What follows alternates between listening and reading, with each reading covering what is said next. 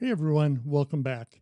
Today we're going to venture off a little bit from our usual suspects of boxes to talk about the past and future and the Appalachian footpath box. And we're going to dive into Forrest Fenn just a little bit. The reason why I want to do this because something really popped out at me today. Well, actually, over the past couple days, but I wanted to share this with you because I think it is pretty important, especially if you're deep into the Forrest Fenn. And I haven't heard it being talked about on different social media platforms. So we're going to take a deep dive into what just might be a starting point for the Forrest Fenn tribute box. Um, so I'm not here to claim a victory, of course, and I may be wrong, and this is not a complete solve, but I think it's something that you will find value in. I'm going to show you a few overlooked lines in the poem, possibly combined with certain subtle hints in the book that lead us to some compelling information where we should start our search in the Forrest Fenn box. So in the book, JCB, he quotes Forrest Fenn in describing that powerful artifact, that um, Tairona necklace carved from stones, gold pieces, and a frog ready to leap, as he says. Then JCB adds, although Forrest was incorrect on the age of the necklace, he wholeheartedly agrees with everything else he said about it. So to me, this endorsement makes me think about the necklace and the description. And I think they're more than just sentimental. I think they're symbolic. And this is really what compelled me to look more into it. So let's focus on the name Colombia. They describe where that necklace was from, Colombia. Now I started to look into two different spots where Colombia could possibly be referenced. So I got two places. I got Montana and I got Colorado. And when I looked into Montana, I did find a Columbia Falls, and serves as a gateway to Glacier National Park. I thought, oh, great, that might be there may be something here, but then it sort of fell apart after that. So then I looked into Colorado. Well, I looked into other states as well, the other four states, the total four states that are assumed to be tied to this box.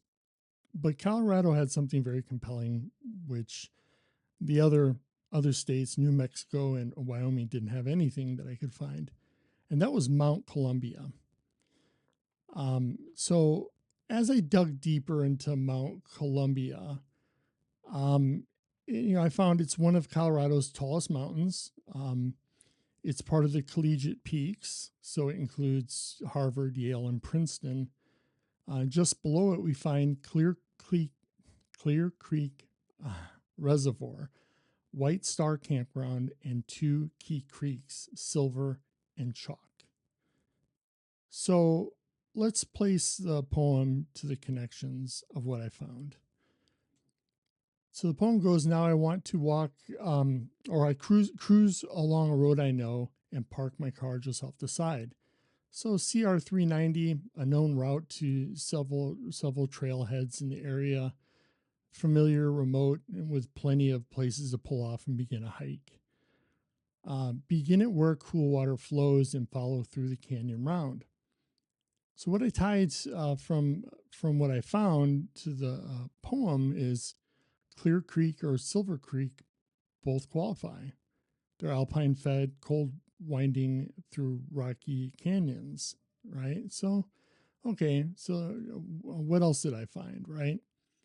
Take it through take in the rolling highs and lows, pass by a place where once was brown. So there's a real trail out there. If you go to All Trails, you'll find it. It's called Brown's Pass Loop. That reference to where once was brown might not mean a person, but a literal place. If so, to me, that's a pretty big clue. Then he goes on to, now here's, this gets pretty interesting. A white mark shows upon the seat.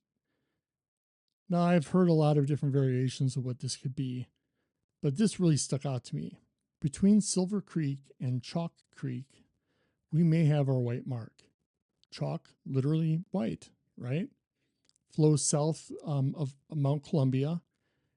And if the seat refers to a valley or a saddle between peaks, the flow from silver to chalk could mark that boundary, a visible, geological transition marked in white.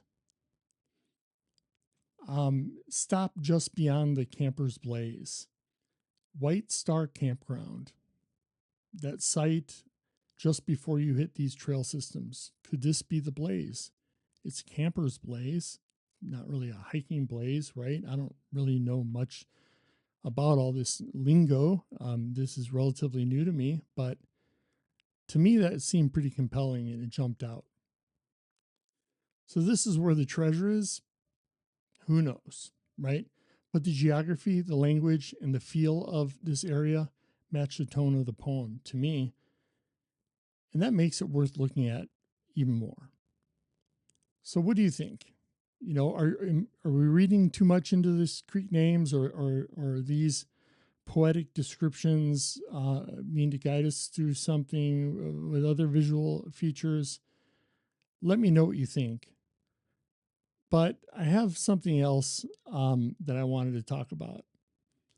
So if you don't think those signs are good, this is what stood out to me as a location. He said, he wanted to search for something a little different. He typed "unfound treasure United States" in the search bar of Google, right? This was in the text. Located in the immediate area of all these references is, wait for it, Bill Dvorak kayak and rafting expeditions. Think about that. Dvorak, that's the keyboard, right? And it's, the proponents of this claim that this keyboard was better than the QWERTY keyboard and that it requires less finger action, in case you didn't know what that was, but I'm assuming everybody knew what that was. I know it could be a stretch, right? JCB says in a moment of pause, right? I decided to search for something a little different and I typed "unfound hidden treasure." And then we see the Dvorak. I don't know. Could be, right? But anyway, I just wanted to share that with you. Tell me what you think about it. Leave a comment in the description. I'd love to hear, or drop me an email. But I wanted to share that with you. So with that, it's going to end this video. It's going to be a little short, but don't forget to tune in this Sunday for episode 3 of our Lion's Share. Laura's got some really good stuff. She hasn't even shared with me yet. I don't know what she's going to talk about. So it's pretty big though. So make sure you stick around and check it out Sunday. And a big thank you for all our new subscribers, and even a bigger thank you for the ones that keep coming back and watching. Until Sunday, we'll see you. Bye.